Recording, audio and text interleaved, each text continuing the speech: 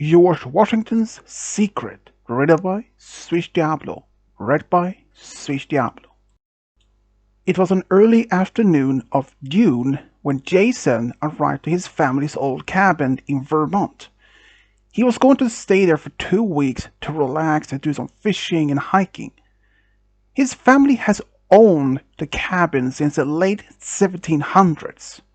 Jason loved going to the cabin in the winter or summer to spend time with his family. After Jason had unpacked his clothes and everything, he grabbed a cold drink and sat down outside to relax before going his first hike in the area. It's a real nice to be here.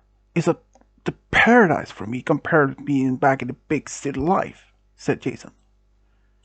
I have so many good childhood memories from this place.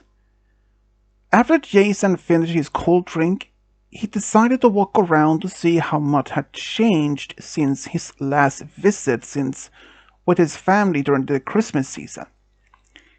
He saw a lot of deers, rabbits, and it was a peaceful area to be in. After he got back to the cabin, he decided to choose to watch some TV.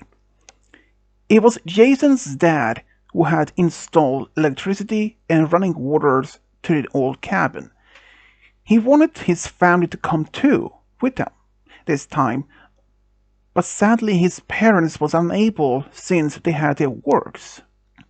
And his sister couldn't since she had some things to take care of at home, and his older brother couldn't since he is in California to visit his long-distance girlfriend. After a few hours of watching some TV, he thought that he had to prepare dinner, but then it hit him. He didn't bring any food with him. I thought I forgot something. Why do I always forget something? But good thing there is a town not far. I could just go there, buy some groceries. Jason took his car and drove into town and went to the small grocery store, looked around, and found something that he could use for the rest of the 2 weeks of staying. You got what you were looking for? Asked the clerk. Yes, I got everything I look for. You're staying in the cabin for a while, Jason? Yep, I'm gonna stay there for 2 weeks. Hope you had a good time. Thanks, hope your store goes well. It goes well.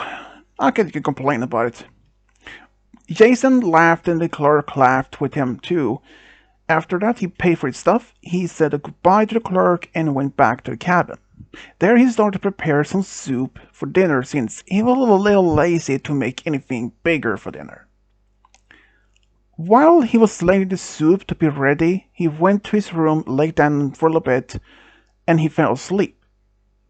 After half an hour, he heard an egg timer in the kitchen went off, and he stretched his arms against the wall as something happened. He heard a click, and he quickly sat up and turned around and looked at the wall. He realized that he had hit something, and he saw a small hatch had opened and revealed a small hole. He got out of bed, walked up to the wall, looked in, and saw it contained a small book. He had never seen this secret opening before, wondered it could be. He took out the book, closed the hatch, and went to the kitchen to finish his dinner. After he sat down at the table to eat, and he looked at the book and chose to read it. He opened the book. It was stunned. It was written by someone by the name Joseph Augustine Washington, and it was a journal. And he saw that it was the year 1999, December 13, 1799. Today, I managed to hunt a wolf in a winter day. It was a big, and I got big pay for the fur, and this land has always provided things needed. And I can hope soon to bring my father here so we could do some hunting together again. Joseph, 1799. Jason was stunned. and continued to read, and he found one page that was the most shocking of all, and he couldn't believe what he saw. December 16, 1799. Today I received a letter from my mother that my father had died 2 days ago. It was a shocking news. I couldn't believe it. And now will the whole new nation of America mourn a great man's passing, a great leader, a freedom fighter. I will travel back to see my mother and be there for my father's funeral, and he will always be a great man to me. Rest in peace, dear father, George Washington. Joseph 9, 1799. Joseph couldn't believe that this man, Joseph, claimed to be United States' first president's son, since Jason had learned in history books that George Washington and his wife Martha didn't have any children of their own, even if Martha had children from her first marriage. But if this was for real, it could have been the most shocking news for the whole American history. But he didn't know what to believe, but he continued to read. After dinner, he sat on the couch and continued to read a journal, even if it was written in older version of English. But he could get the basic understanding of it. He finished the reading the journal in bed, and the last page was from the year 1800. It was the most shocking. He lay there in bed looking at the ceiling and wondered to himself if this book was real or if someone in his family had played a prank. I'm gonna ask my parents when I get back home. They might know something about it.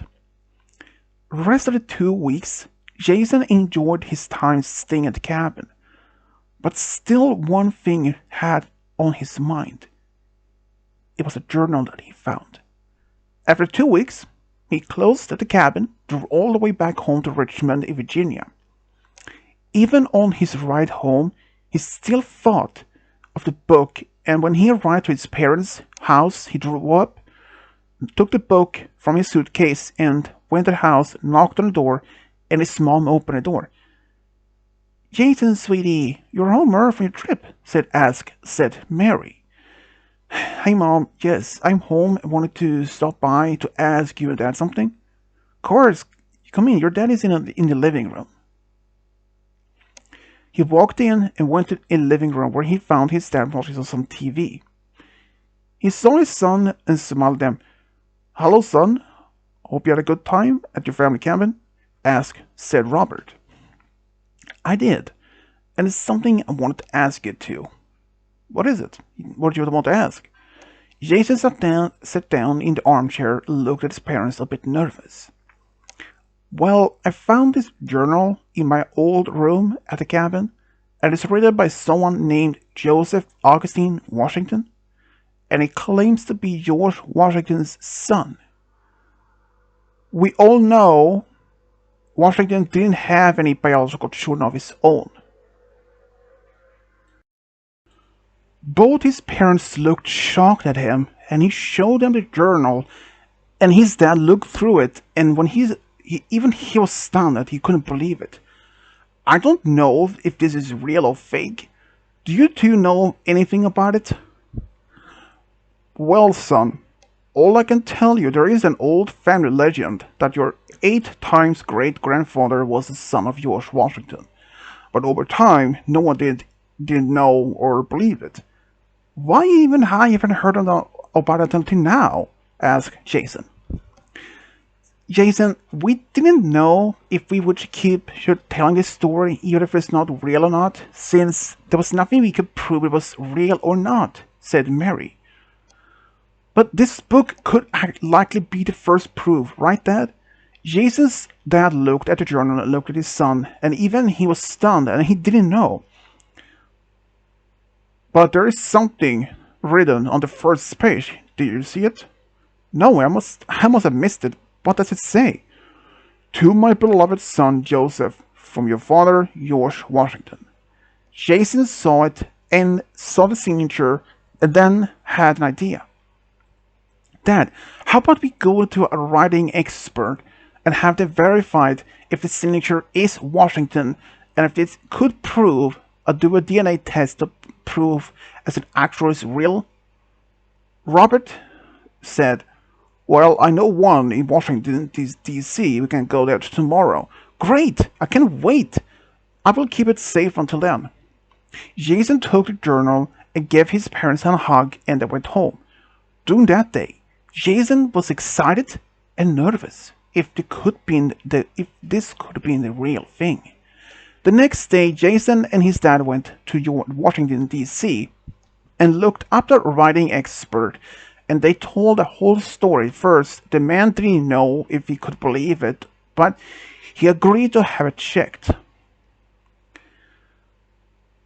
Jason and his dad was told to wait while he did his research. They waited for an hour before the man came back with the result. What is your conclusion? I am a bit shocked, but I can tell you that the signature is 100% real. It's George Washington's handwriting.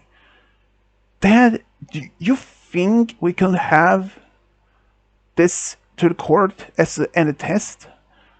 I'm not sure, my son, but it's worth a try. If you, sir, are willing to telling the court that this handwriting is proof, I would be willing to do so. But you should know, it might not be so easy. But I will try my best to help. Jason and his dad was a bit helpful. Both did write to the court to see if it's possible to have a sample of George Washington's DNA tested with theirs. So they wanted to see the answer. After 2 weeks, they got the answers from the court, and they had approved to have it tested with the help of a writing expert. And a sample was provided for the Natural Museum. It had some of Washington's hair, and they sent it to a lab to have it tested. They were told that they could take some time before they could have results back, and while they were waiting, Jason was trying his best to focus on his daily life, with his work and other things, but he was quite nervous. He couldn't be more nervous, but after some time, his dad got the result back. Jason headed over to his parents' home to see the result showed. He was prepared the result to show 0% DNA match. Hey mom, dad, I'm here. You got the DNA result, dad? Yes, I got it earlier, but I didn't open it. Let's open it now. Yes, dad, let's open it. Even I'm curious to hear what it says. Jason's younger sister Jennifer and his older brother Carl was there too. They had been told all about it, and even they couldn't believe it at first, but after their dad had confirmed it was Washington's handwriting.